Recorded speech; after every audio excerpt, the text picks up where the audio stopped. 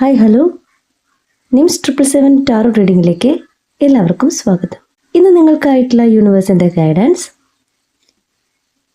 ആദ്യത്തെ കാർഡ് നോക്കാം.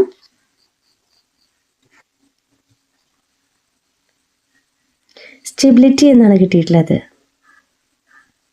ഇവിടെ യൂണിവേഴ്സ് പറയുന്നത് finding your balance and not rocking the boat. Balance നിലനിർത്താൻ പറയുകയാണ്. ഈ ബന്ധത്തിൽ ഒരു ബാലൻസ് നിലനിർത്താൻ പറയുന്നു. ഇവിടെ ആവശ്യം എന്താണ്? ഒരു സ്ഥിരതയാണ് ആവശ്യം, ശാന്തതയാണ് ആവശ്യം.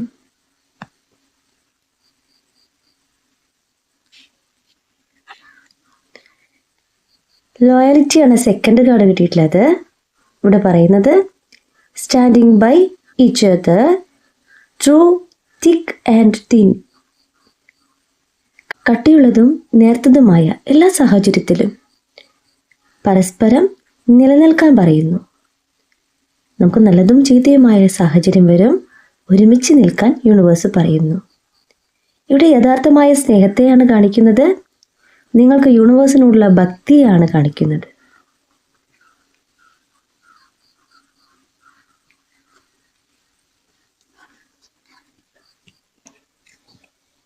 ഫ്യൂച്ചർ കാർഡാണ് കിട്ടിയിട്ടുള്ളത്. Finding A long term harmonious relationship എന്നാണ് പറയുന്നത്. ദീർഘകാലവും യോജിപ്പുള്ളതുമായ ബന്ധം നിങ്ങൾ കണ്ടെത്തിയിരിക്കുന്നു.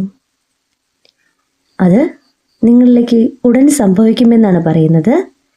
കമ്മിറ്റ്മെൻ്റ് ആണ് പറയുന്നത്.